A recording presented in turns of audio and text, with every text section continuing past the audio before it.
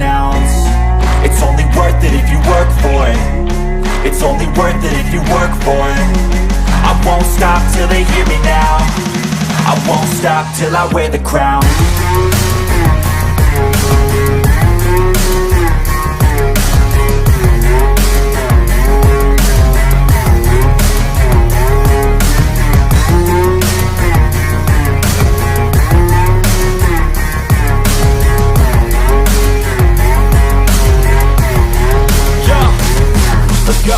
I'm just telling you to fight for your dreams, but it's not what it seems. Man, it's hard to be seen when everybody wants to be king. Yeah, they all want to ring. Yeah, we all want to be free. What is up, everybody, and welcome to the show where we talk all things Detroit Lions here on Lions Nation Night. And I got a good friend here, my guest, Roar to Lions UK. They call him Ant-Man. What's going on, Ant-Man?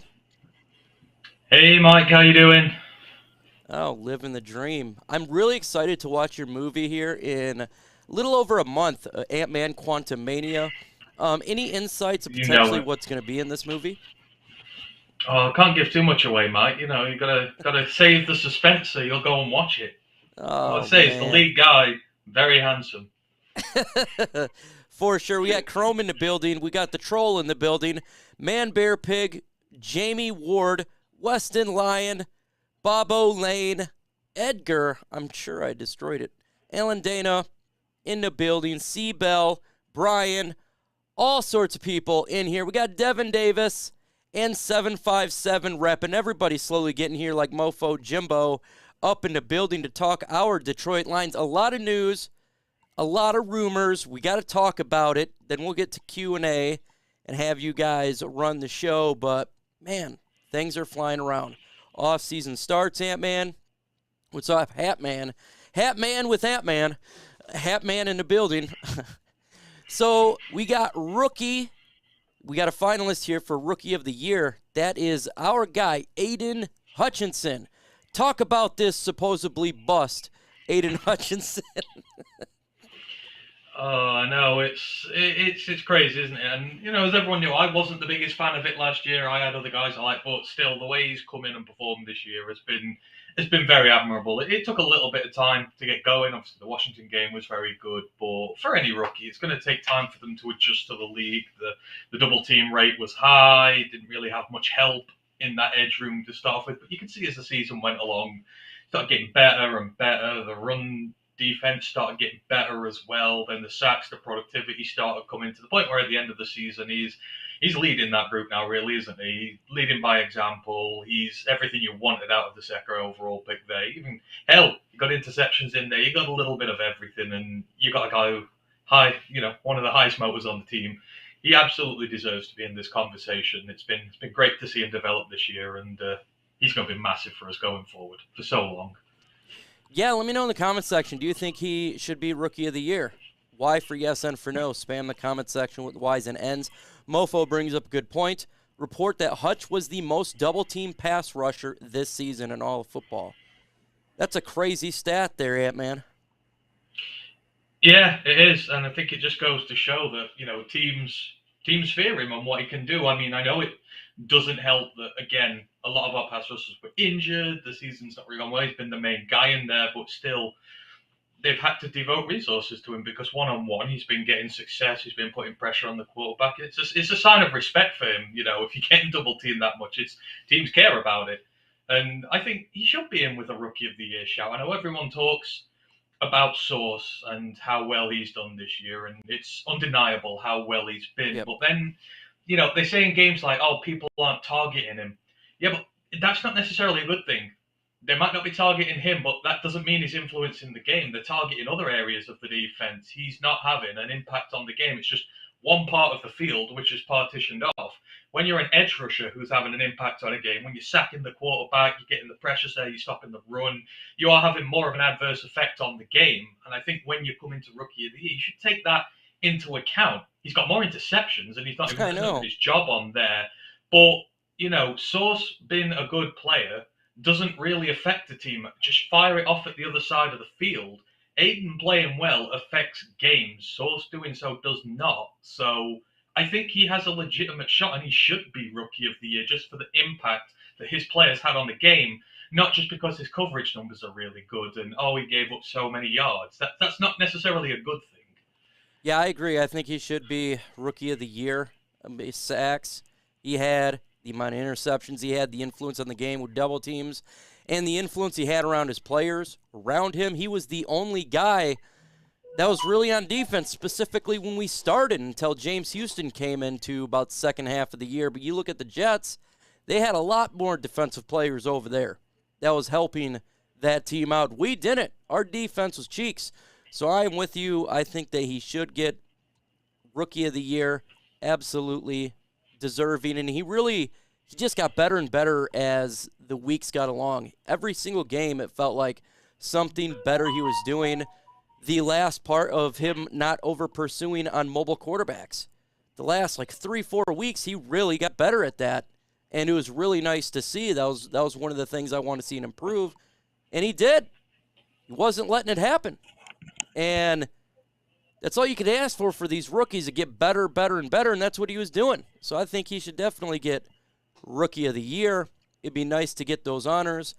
There's other players out there like Tariq Woolen, Sauce Gardner as well, but I'm with you. I'm going to go with Aiden Hutchinson. Did you hear today that a lot of our free agents were saying that they want to come back, willing to take a little bit of a pay cut to come back, like John Kaminsky, Isaiah Buggs? What is your thoughts on that? Because I think it's outstanding.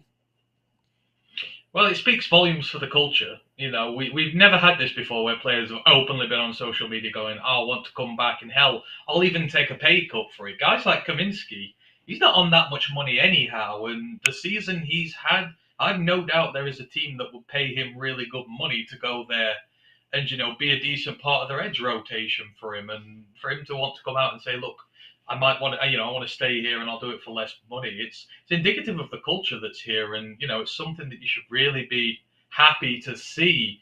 Now, obviously, the thing is, are they right for us in the long term? This is the problem here. We've got a good squad. It's a very close squad, very close knit and everything. But you've got to be careful about making emotional decisions, because at the end of the day, you do have to keep trying to get better. You do have to keep trying to improve your team, and are these guys who you can foresee being part of your team when you're in a playoff run? If they are, then absolutely go for it. If not, and you're thinking of strengthening the position, etc., then the tough calls have to be made, and you have to say, look, thanks, but no thanks. But I think in the case of these, I think they've absolutely deserve to extend their stay here. So I would hope they do. I'd like Holmes to move quick on these, get them signed down, get them in, get everything ready for next year, because it's a big year next year. So no dragging your heels, get your business done quick. These guys want to come back, and you think they're worthy of it, which I think they are, and get it done. Imagine if you're a free agent who's not in Detroit and you're seeing this. Wow, these guys will take less. They love the culture that's going on there. I may have to do the same. I would like to go to Detroit. It's not dysfunctional anymore. This is a place where they like to win. They're respected in everything. So I think it's just good, just really good all around for the franchise as a whole. It is kind of like the Patriot way, where you would have Tom Brady take a pay cut. Now it's a little bit different, obviously. Tom Brady, he was married to Giselle. She was very rich, so it's not like she needed all that money. But it's just showing that the right culture is here. If you had Patricia and you had Bob Quinn, Ant-Man, this would not be the case.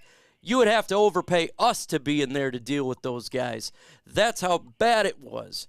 It's different here. I absolutely love it. And I think we should sign these guys, like you were saying, like a John Kaminsky. I like to get him under contract. Isaiah Buggs as well. Some of these guys that they're not, just straight starters, but they're very good rotational players. And that's what you need. You need rotation on the defensive line. You need players at depth that can help the team out. And I have absolutely no problem with those guys coming back and helping this team. Now, like you said, it depends on others. What other players? Do they want to do that with DJ Chark? Do they want to do it with Mike Hughes? What is the future for the draft? How are they going to fill those needs? But like you said, just get those ones done before free agency. It's coming up quick, and be good to go. Let's transition to what everybody wants to talk about. Master Ben Johnson. Getting a lot of looks right now in Carolina. He's the target for them. They love Ben Johnson, and he has the interview tomorrow for Carolina. My fear is he's going to become the head coach of the Carolina Panthers as soon as the season was over. I said Carolina was the right destination. They got a high draft pick. They got a good defense. They just need to get a quarterback, a little bit of offense there, and they're good to go. Thoughts? Do you think Ben Johnson goes to Carolina? Are you worried? Are you not? The whole Ben Johnson situation. See, I've been a little bit different on this to others. In terms of what Carolina are doing, I think it would be a huge mistake on their part to take him. I think guys like Sean McVay and Kyle Shanahan have kind of broken the system a little bit when it comes to offensive head coaches. Everyone wants the next new hot commodity who's coming out of the offensive coaching ranks because they all want a team like those two do. And it doesn't always work that way. You've got to take into consideration Ben Johnson has held the position for 1 year on a team that's had no expectation on it. I mean, this year we were expecting more wins, but I don't think we were expecting the playoffs. We weren't expecting really to do anything major. And for him to go from an offense where he's kind of free to do what he wants to do, and he's done it really well, don't get me wrong, I absolutely love him to bits, to go to a team like Carolina in a division which is wide open, where the expectation will be then for to win the conference. You're going to have coordinators. You're not going to be doing the play calling. You're probably not going to get your own staff because they are interviewing coordinators as we speak. To do that, it's a huge step up. And I just don't know if he has the experience to do it yet, personally. And I think it's a mistake on their part if they're going to do this. I think they're looking flashy, young, offensive coordinator when, best play caller is not always the best leader. I'm not sure. As far as our franchise goes and that, I'd be devastated if we lost him. I really would, because he's been really good here. He's been good for golf. He's been good for the city, the franchise. It's really good offense. But isn't this what we want to be, Mike? A successful team. Yep. And successful teams lose staff, coordinators. Look at San Francisco. They have to replace their coordinators basically every season because they go on and get head coach jobs, but they still find a way to do it. And if this franchise cannot survive the loss of one offensive coordinator, that to me means that Brad Holmes and Dan Campbell are not good enough for the job. You will face this sort of adversity as you're going forward. So am I worried about this going forward? No. Why? Because I trust Brad Holmes and Dan Campbell and the job they're doing. Dan Campbell, especially with his staff, does a tremendous job of staffing us out here. You've seen 2 firings, 2 replacements with better people, 2 drastic turns forward in improvement. He knows the button. He knows where he needs to improve. He knows the guys he wants here to coach his team. So if we do lose him, whilst it would be a blow, I would expect them to find someone who fits with the way we play and replace him and go on. And that is just sadly what we've got to do if we want to be a good side. And if we can't survive this loss, we're not a good team. We're not even close to being there yet. So I'm not worried if he goes. We can definitely survive it. I don't think that's a problem there. But I do think if he leaves, the offense does have a potential to take a little bit of a step back because he's so good at these play calling. Like, he's just absolutely outstanding. Comes up with great alignments, figures, gets the player in the right position. I mean, he has Penei Sewell out there as the number 1 wide receiver. We've seen it. I think he's an excellent mind. Do I think we'll regress that big if that occurs? No, not really. I think you got to have talent too, right? You got to have talented players for an offense to work out. And you've seen with Amon-Ra out and DJ Chark out, the offense did take a step back. Talent does work as well, and good franchises, like you were saying, they build their team and build their coaching staff, and when one leaves, you're able to have another one come in because you have that same chemistry, same team environment, same person at the very top at head coach, and they're able to make it work. Now we've seen over there New England Patriots where it fell off a cliff, but they had, 2 offensive coordinators, not named offensive coordinators, and one was a defensive coordinator named Pat Matricia. Yeah. So crazy situation. I do think the offense will click still. I don't want him to go. I still want this offense with the same play calling and coordinator to be back next year.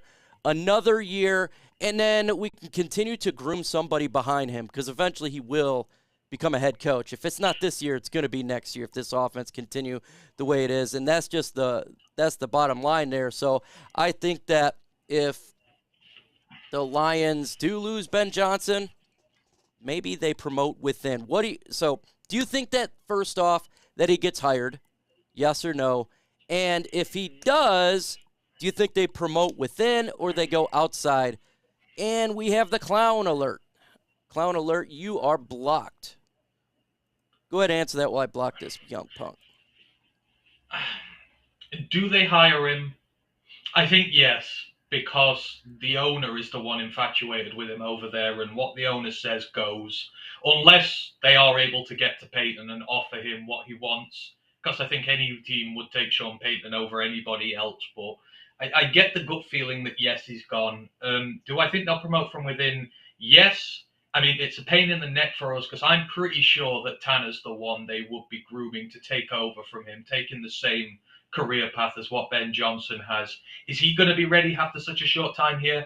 I do not know. 1 year will be more beneficial for everybody for Ben Johnson. It allows him to get a playoff caliber offense together and win games in the playoffs and show that he's legit for the team. Like you said, it means more cohesion and more stability for another year. And it gives us another year to train Tanner up to take over for him when he's gone. I think that's the plan. Whether they'll rush it, I don't know. Maybe they will bring in an older guy, to come in, spend a year there whilst they do train Tanner up and do it that way. I don't know. But Tanner Engström, for me, he's the guy who's going to take over eventually, be it someone come in as a 1 year deal or whether they just give it to him straight away and Dan sort of has a bit of input. Because we don't forget, Dan does have input in there as well. He did before. Yep. He's called the plays. So if it goes to a case of, first half of next season, Dan's calling the plays, getting Tanner settled in, then he gradually hands it over, who knows? But the good organizations promote from within. Again, it's what the 49ers do. It's what the Pats have done for years, although, like you said, it's a bit iffy how they do it. But you get more stability, and I think they get these guys in specifically with the purpose. They'll always be training the next guy up on both sides of the ball to take over. So I think it'll be within, and I think that will be the right decision. Keep the stability there. Let me know in the comment section, do you think that our great offensive coordinator, Ben Johnson, will become a head coach here for the Carolina Panthers this offseason or another team? Let me know.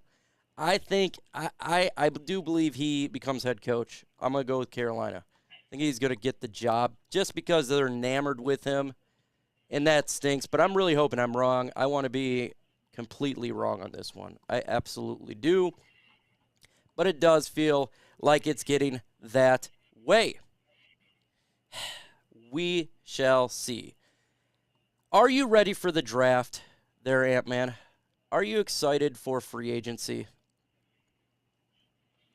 I am now, but it's nice for me to only have got excited like halfway through January rather than the end of November like we usually do. We'd probably be sick of doing mock drafts by now at this point, whereas me, it's like, it's kind of a whole new world just getting involved in it, but I'm looking forward to it. I'm deep down in my draft prep, free agency, all that. I'm really excited to see what we do now that we've got more resources available to us this year, and we've got a whole arsenal of draft picks to work with as well. I think this team's going to get some serious firepower added to it this offseason, and it's going to be even better next year. Bobo says no. Hey, 9 Drinks, what's up? He said he gone. I hope not next year. I think he stays. I hope he goes to my Colts. No, we don't want him to go to your Colts. But that would be a nice hire for you guys. So, yeah, it'll be really interesting to see. If he lets Staley screw up for one more year, he might get Justin Herbert in the Chargers. That's the gamble about waiting. I'd love to see that personally. You just hold your horses. There are some good teams out there who are probably going to fire the coaches next year. That's funny because Lombardi was actually our former offensive coordinator we had during the Caldwell era was fired. I remember. Today. That dude was terrible. That guy was terrible. He should never get a job in the league. He should never get a job in the league again. Yeah, I think people just went on for the fact his name was Lombardi. But, yeah, he was terminated from the Chargers. And guess what? Our former head coach was hired as defensive coordinator of the Cleveland Browns, and that is Jim Schwartz. Ant-Man is frozen. Hey, Ant-Man, what's up? Hey, guys. What's going on? It's here. It's Ant-Man. I'm frozen. So Ant-Man is frozen. We'll just go ahead and move him back. I'm sure he got kicked off. He'll come back in when he is good to come back in. Yep, Lombardi is gone. Schwartz is in. Interesting for Lions information. Definitely. Aiden Hutchinson, again, is a finalist for Rookie of the Year with Chris Olave, Kenneth Walker, Garrett Wilson, Tariq Woolen, and Sauce Gardner. That's a good thing for our Detroit Lions. Let's get into some Q&A, folks. Let's go ahead and start this mailbag segment up because I was expecting Ant-Man to be in here. So let's get this thing rolling right now.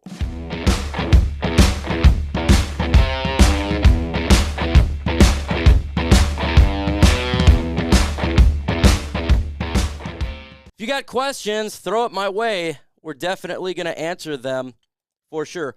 Who are we getting for free agent for the Lions this offseason? Josh Prince, that is a great question.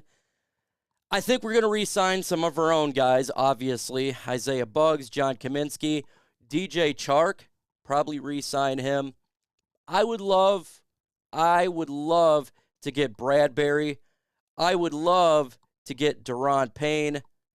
I don't know if that's going to be the case. Ant-Man is back. So you're frozen in time. Question for you. Who do you think the Lions get in free agency? I don't know. I would love for them to go after Daron Payne. I just would. I would too. I think I want one big addition to that defensive line. I don't think we need any more rookie talent on there. I think we've got plenty. And I think we just need that one big guy to tip us over the edge and really be a dominant force there. So, quite personally, I would love to see that. And then outside of that, you'd be the only one on the D-line. I think that's about done. It depends who's available at linebacker and corner, but we really need to revamp the corner room. I think you need some outright leadership on there. Maybe not the most talented guy available, but the guy who's going to really pick them up when times are tough and lead by example. I think that leadership is missing out there. So I don't know how deep the free agency linebacker and cornerback classes are at the moment, but I'd be prioritizing leadership out of them and then reinforcing them in the draft with more young guys. But Payne is the one that stands out for me. I would love him more than anything. Payne, McNeil, Hutch, Aguara, Harris. Sick. I mean, it'd just be it. You can compensate for having so many rookies in your linebacker core and your secondary. You can compensate by having that dominant a defensive line. You really can. I want him more than anything. That would be absolutely sick to get Daron Payne. That's my number one target. I am with you. I think that completes the defensive line, and then they could get a defensive tackle in the draft. And you're looking at this defensive line like the offensive line. Build in the trenches, sick and ridiculous. How do you win games? You run the football, stop the run, get after the passer. I think that would be a fantastic get for the Lions. I do expect them to get a veteran corner as well. I don't think they're just going to go all rookie cornerback. I do expect them to take a corner in the first two picks, or the first two first-round picks. One of those probably be a corner.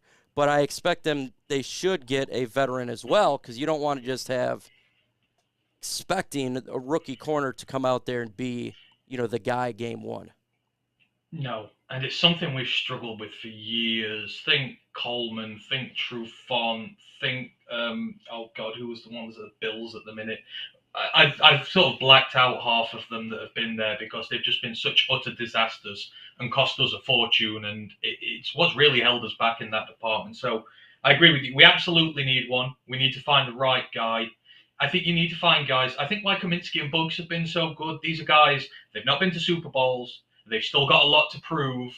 They're still in line with the team ethos of working forward towards progression. When we bought all those expatriates in under Quinn and Patricia, they'd been there, they'd won it. They were all about money by that time. They weren't aligned with the team goal of seriously winning and developing the franchise. So you want to find a guy who's, in the prime of his career, if they can, and he's not won the big one. He's not been there. He's desperate to win because, like you say, we are a destination which will provide a lot of hope now, because the most important thing that players will see is we're drafting really well and the rookies are getting really good. That's the sign of a sound organization, when you're drafting well and building your young core, and people want to play with that.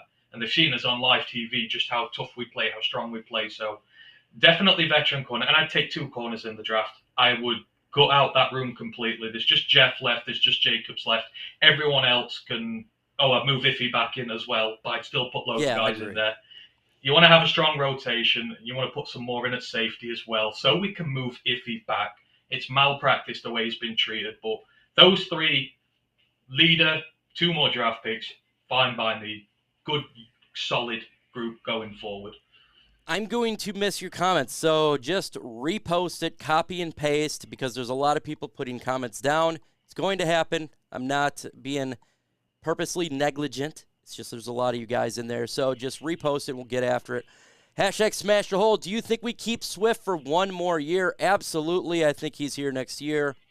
After that will be a decision going forward with DeAndre Swift, but I do think they draft a running back. Just an FYI, because you can't rely on Swift to be healthy for the whole season. Hashtag FTB, is next year Okudah's final year in contract. Is he on a do or go status? We got to pick up his 5th-year option. I don't know if we're going to do that. I think they're deciding that. What is your gut feeling, Ant-Man, on picking up Okudah's 5th-year option? I think they don't. What do you think? I mean, I think they will, because you can pick it up, but you can still cut them before then and not pay them. It is my belief in there. I think you can. You're not fully committed to it, but it's a tough one. What you saw from him this year, the first half was really good. Then it sort of tailed off. But I think everyone's forgetting. This is a guy who barely played in like nearly 2 years, and then he's come back and played a full slate of games pretty much without a break. And it's going to take its toll on a guy. It's a lot of football to play when you've been out so long. So of course, I think as time goes along, you're going to suffer a little bit. But I would. I mean, I don't think it's going to be that offensive to the cap going forward. And then if it doesn't work, it doesn't work. But I think they do. I think he's shown enough to do it going forward, and I think you've got to put that faith in him as well. I think if you take it, it's a show of faith in him, and then he's got to earn the right to pay you back and play as he does. But I would. I'm rooting for him 100%. I want him to succeed. Hopefully they do and he succeeds. That's the best case scenario for the Lions franchise. Hashtag FGB. Do you guys think we will pick a safety in the draft or in free agency? This one's intriguing. I just think they re-signed Deshaun Elliott. That's what I'm going to go with, because you already got Tracy Walker, who will be coming back from injury. And then you got Kirby Joseph be starter. Maybe they take one. I don't know. Melifon was a safety. I say no, they don't. Maybe at the end of the draft they'll take a safety, like in the 6th round or something like that. What do you think? For me, I would. I think you've got I would too. I know Deshaun's. I think Deshaun's proven himself worthy of more time here. Tracy, we're forgetting Tracy ain't going to be fit to start next year. We ain't going to get him back till in the season, so you can't rely on him in a rotation. And even when he comes back, I think you can cancel most of next season for him. By the time he's speed and playing well, seasons are going to be gone. So I think you have to keep getting better at the position. And I think if the right guy is there, then absolutely. Our secondary is still our Achilles heel. Let's not forget. I know Kirby's had the picks and that this year and done really well, but also been burned a lot because he's a young guy and he's learning. And, without your veteran leader in there, you're still going to struggle. So I think you have to keep improving at the position. Like I said, you don't need to spend anything on the defensive line if you get a DT in free agency. So strengthen your other areas up. Get linebacker, get corner, get safety. Keep, because these are areas we still need depth and rotation. We're not replacing guys here. We're just adding to the rooms already. So for me, if there's one they're enamored with enough, I don't really care where they pick him, apart from first round, because there aren't any first round worthy safeties this year. But outside of that, you get into seconds, you get into third, you're in JL Skinner's territory. I'd take him in a heartbeat, but I'd still draft somebody, absolutely. Thursday, OPP on my channel is not going to be at 4 o'clock. I got to go to an appointment, get an MRI done on my lower spine, to find out if I need spinal fusion for my second spinal fusion. So just an FYI, I don't know if I'll do it before or after. It will happen on Thursday sometime.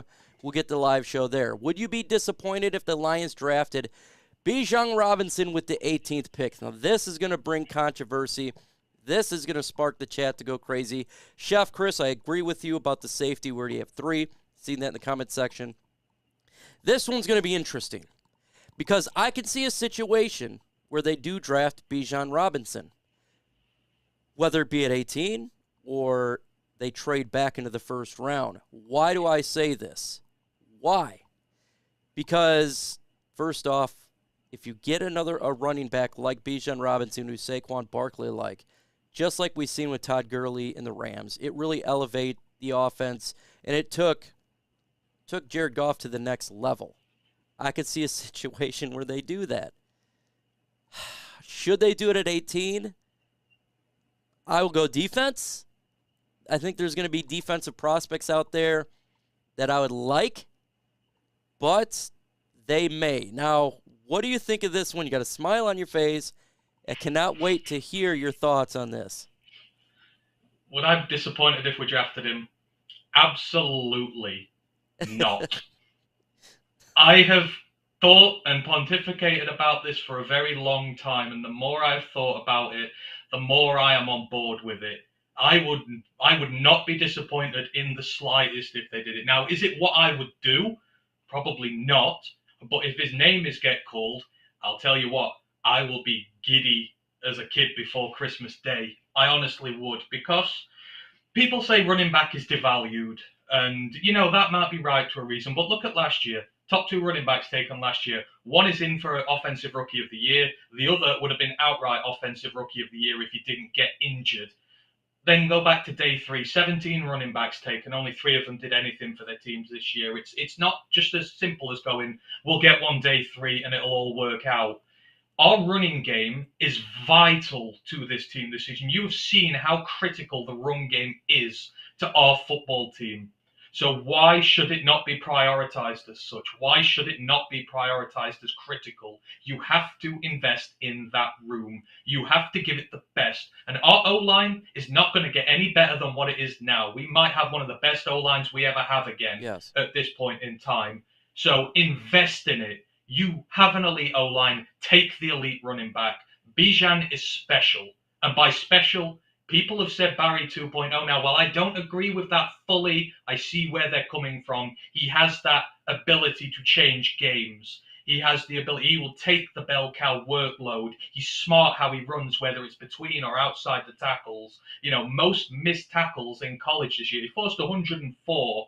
First running back to ever go over 100 in terms of missed tackles in a season. He's insane. And he's also actually a pretty decent receiver as well, although he's not needed.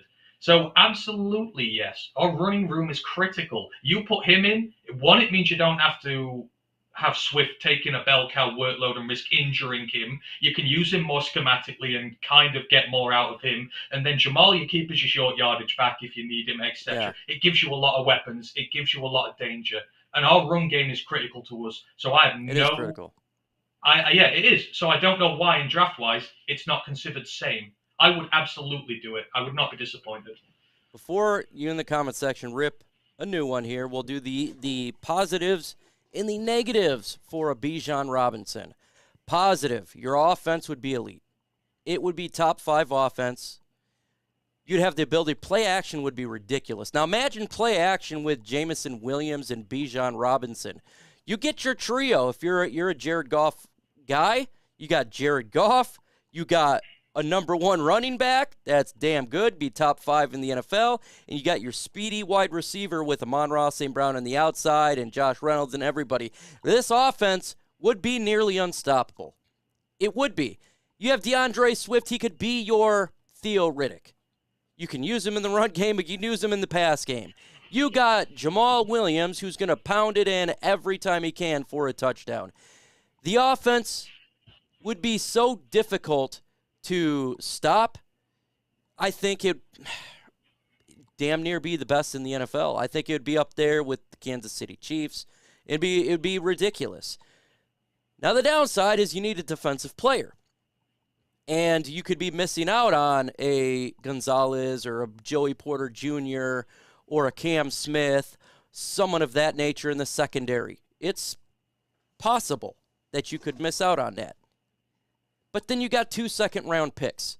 This is the situation that I had. I had the Lions taking Brzee at 6. I had the Lions drafting Gonzalez at 18 and trading up to get Bijan Robinson with the 2 second-round picks. That's what I had going on in my mock draft. I think that would be outstanding. But, to each his own. If I'm sitting there at 18, there's no trade scenario, I'll probably go defensive player, probably go corner, because we need a corner so bad. But it's a great question, and it's a conversation that's going to be taking place for all the way till April. No, and that's the thing that swings it for me. We've got 5 picks in the top 80. Yeah. So I can get behind what would consider to be a luxury pick because I'm still going to get lots of good defensive players in the first 2 days of the draft. So that is why I could justify. I could still get my DT if I needed one at 6. I can still get my corner in the second because the class is deep. I could probably get myself a good linebacker and a safety in the second because, again, the classes are deep. So I think you can justify it. Plus, I'd say the boon it gives to your offense is crazy. And don't forget, we're going to have an issue at running back next year because DeAndre's contract's up and Jamal will probably get a 1 year. So you could potentially have none whatsoever. And then you've got to go out and draft them all and have an entire rookie class in there. You've always got to keep building towards the future and be mindful of that. And if you've got Bijan, then you never need to worry. No. You want to, and Eric comes up, if you get Payne and free to become corner at 6, why not then Robinson at 18? That's a solid plan. And I think we got to wait till free agency starts because this all could change in free agency. We don't know what they're going to do. And I'm like you. I really want to get one stud, at least just one stud on there, like a Payne or a Bradbury, somebody that's a difference maker in one of these positions on defense because we need it so bad. We do. It's not just rookies. We need veteran back there, veteran presence.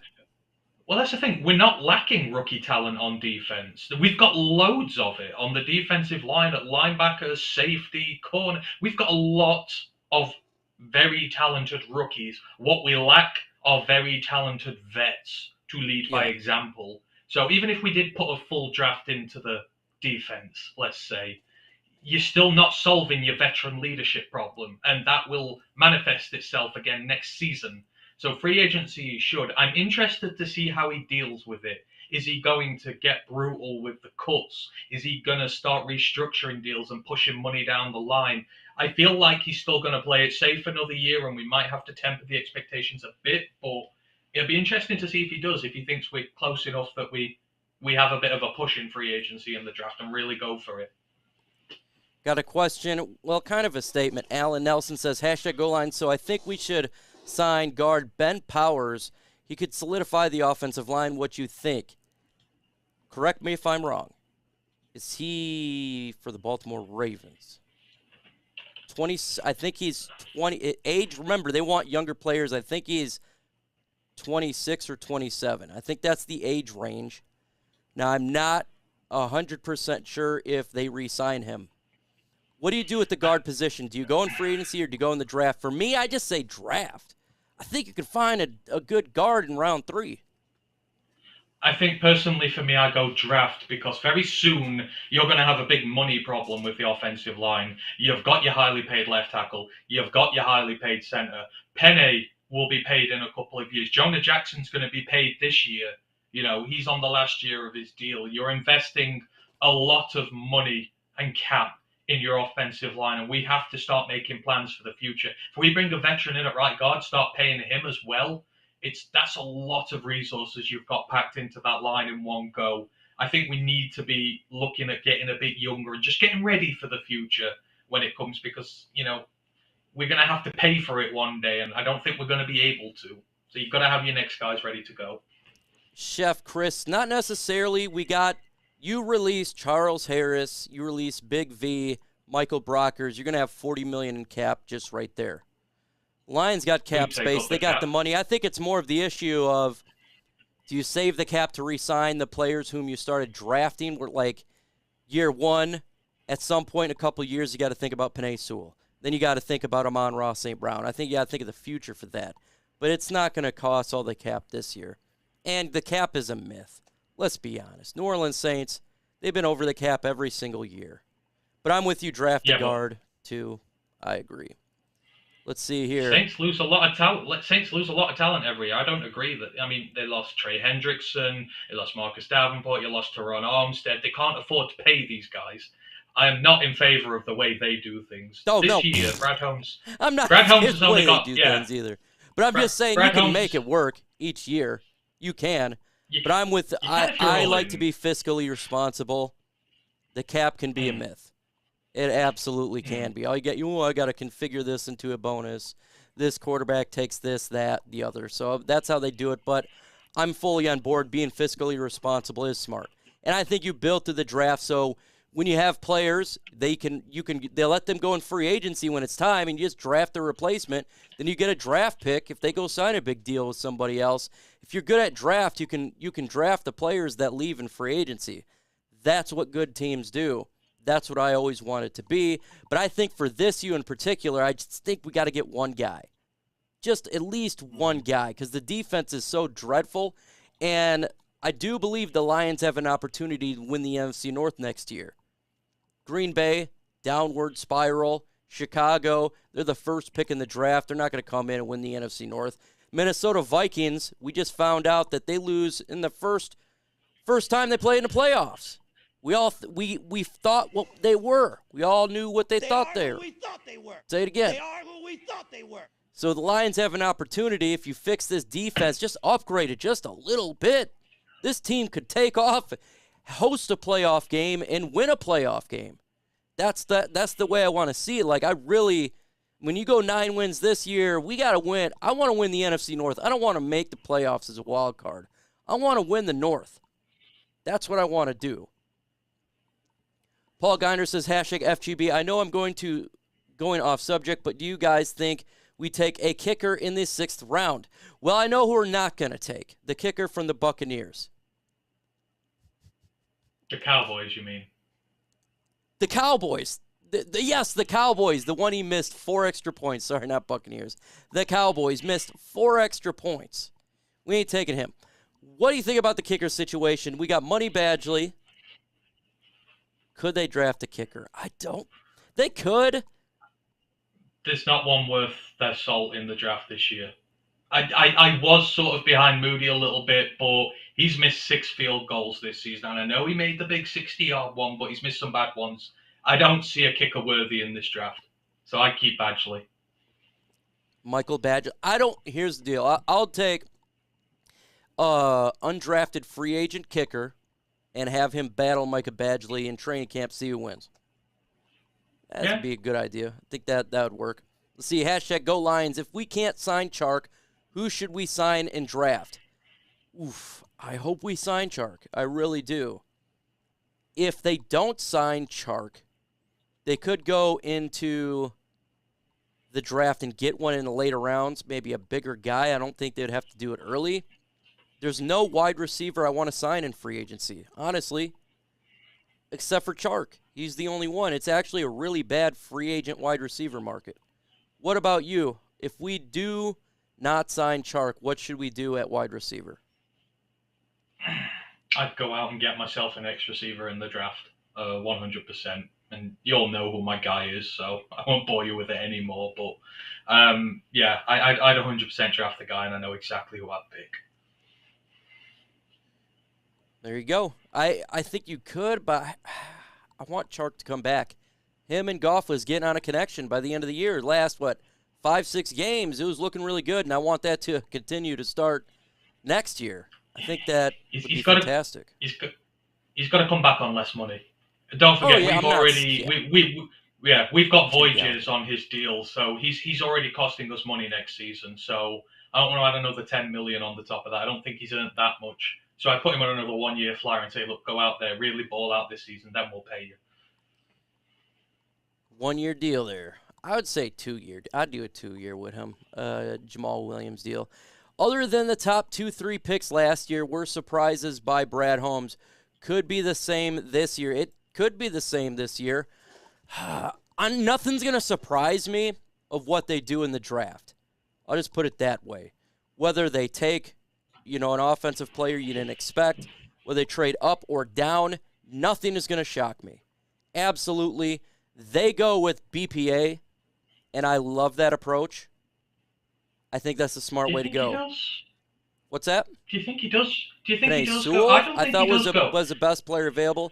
Aiden Hutchinson, best player available. I'm not talking necessarily Jameson about Williams? the firsts.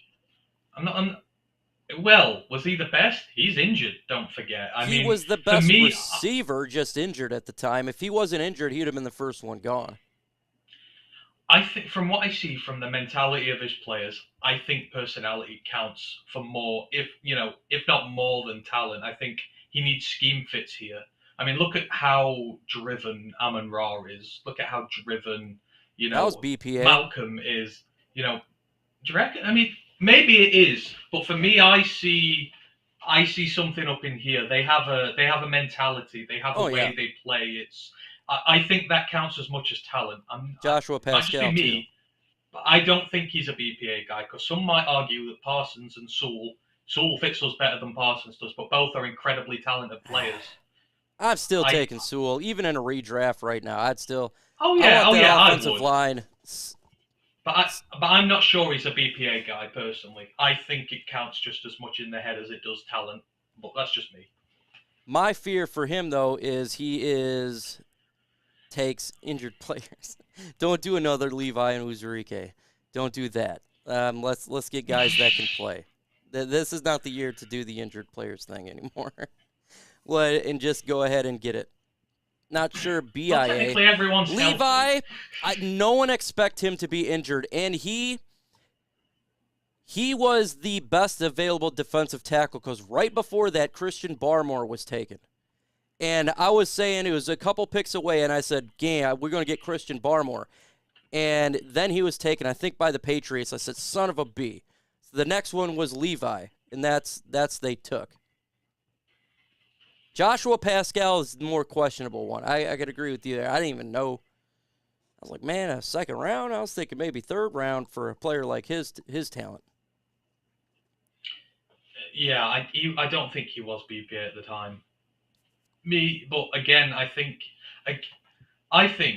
if you really went down to it, if you watch player interviews this year, I reckon that'll tell you a lot more about who Holmes might like than watching the tape. I think if they're talented and they've got the right mentality and the right attitude, he will be all over them. So I'm going to very closely watch interviews this year, because I think you will be able to find out who he will like through that. Yeah, Roar to Lions UK. Check it out. That's his channel. Him and his team, Roar of the Lions UK. Move out of 6. Take care, Carolina spot. Grab Gonzalez from Oregon. Take linebacker from Clemson. Trenton Simpson at 16 and at 18, and then grab defensive tackle from Baylor or Michigan defensive end. Look, I tell you what, if you're a person who wants to trade out of 6 and maybe go to 9 for Carolina, if Ben Johnson gets that job and there's a quarterback sitting there at 6, I could see a situation where Ben Johnson says, hey, can we move up to 6 so we could take this quarterback? That's a possibility. I'm all about trading out. Not too far. I think going from 6 to 9 would be fine. I think the same type of talented players there that you can get at 6 that would be at 9, and then you get an extra draft pick. What do you think about trading out of 6? How far would you trade out of, or would you trade out of at all? No, I'd trade. That's my ideal scenario at the minute, because I don't feel like Murphy's going to be there. Would I do it for Breesy? Maybe, but he might not be there either. I think we're in a bit of a no man's land. So I do agree. I would trade back to 9 or 10. Then I'd start with my corner. Then I'd probably look at linebacker or so, or if there's still any DNs in there, and then I would go another one as well. Siaki Ika, he's a nose tackle / one tech. For me, he's too similar to Aleem to work in this system. I want more of a pass rushing defensive tackle to sort of complement Aleem here, but defensive, I'd do it. I would trade out. I would do similar to them. Question: if somehow fate Jalen Carter falls to 6, do you trade out? No, God, no. Jesus Christ, no. I take him in. I'm working on the assumption that he's not going to be there. Yeah, he's not so going to.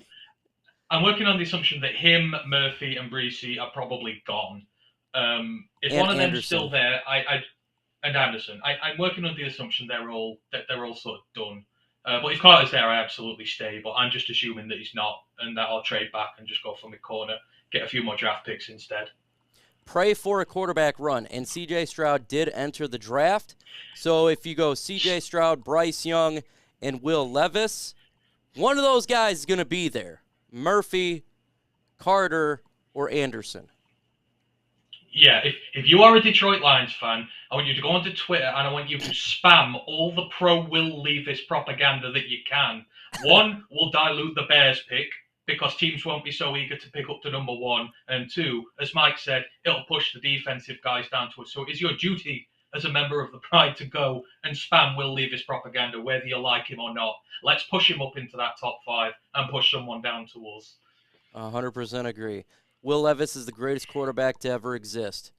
He's better than Peyton Manning, Tom Brady, and he makes Arch Manning, that will be entering the draft in a couple of years, nothing. So make sure you go ahead and draft this guy first overall. Just do it. Go Lions. What's the linebacker you'd pick up in free agency? I like Devin Bush. What do you all think, man? I want a Roquan, but he just did that $100 million deal. That ain't happening. What linebacker would you like to get in free agency? At this point, I'm thinking just draft. Then maybe I don't know. What do you got here? Because that one, it made me sad. I'm not sure the caliber of guys around this year to do it. I mean, you've either got the really expensive guys, or you've got vets who are middling, and I don't think make us any better than what Anzalone is. I mean, is it Van Noy's available, but he must be about 40 by now. I mean, Corey Littleton. I don't want Kyle Van Noy.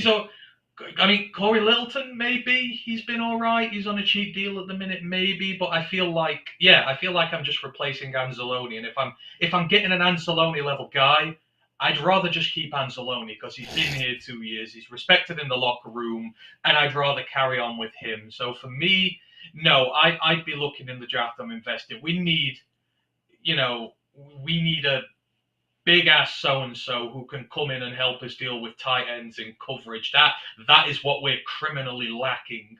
And I don't think there's anyone on the free agency market that helps us in that regard long-term going forward. We've got the run-stopping guys. We've got the pass-rushing guys. Now we need a big mofo who can deal with tight ends. So go in the draft and find your guy. But mock draft experts never have offensive line in the top 10. Some of them will be taking 1. Well, we're sitting at 6.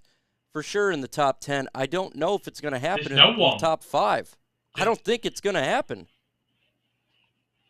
That's the problem. And this is not a very good offensive line draft. It's really not. It's probably one of the weaker ones. No. I mean, you've got Skoronski and Paris Johnson, who are probably the two who would threaten. But neither of them, for me, are a top 10 player, not when there's the caliber of defensive guy around this year.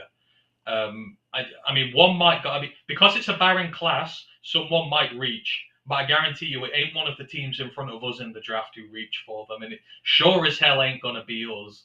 I put my over-under on 4 guys from the offensive line in the first round this year, and I feel safe doing that.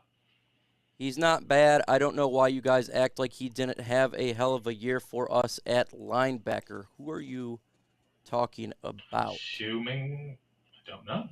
I don't know. When it comes to Lions free agents, I don't know who. Let me know who you have as your player. I'm not 100% sure. In all honesty, maybe Alex. Well, I've been very nice about Alex. He's had a good year. Yeah, But and this is the problem. You've got to keep getting better at positions. You can't get hung up on the emotion of this season and the players in it. That's dangerous. yeah. Just running it back with all the same guys is potentially dangerous because for all of them, how they ended the season, they were also part of 1 and 6 to start, and you have to keep getting better, and that is the NFL. That is what happens with it. But I again, never get hung up on players. no, but at the same time, like I said, I'm not going to take someone who I think is his level and just replace him. I'll keep him. I'll keep the guy who's been here and done it for me, absolutely. But telling me we have an elite guy in that linebacker room at the minute? No, we do not. So if the opportunity comes to draft someone or bring someone in a free agency who is, and then you take it. You just keep making your team better. And that's not a bad thing to say. Yeah, it's always upgrade. Anzalone probably does come back. After Roquan I think so, Smith, and I it's think like, he's earned it. Yeah, but I still think you draft a linebacker. Yeah. You want to get a stud. I mean, you Yeah, don't want I to mean- you want to consistently get better and better and better and continually upgrade the roster at every position.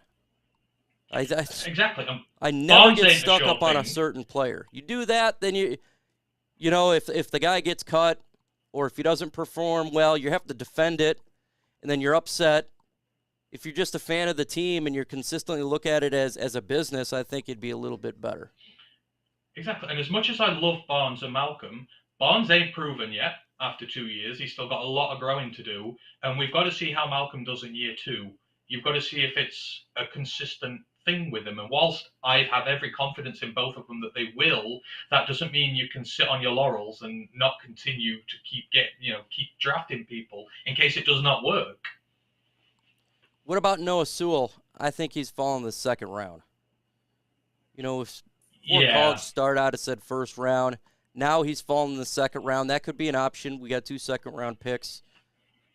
I still like Jack Campbell ahead of him. I like Trenton Simpson, who's a first-round pick, probably in the late teens, early 20s, ahead of him. Yeah. I feel like Campbell's a prototype Dan Campbell player, just by the way that he plays and his demeanor, and he's a leader. For me, he fits the Dan mold. I'm not saying Noah wouldn't, because we know the Sewells fit in here very well, but it depends. If he falls far enough, then yeah.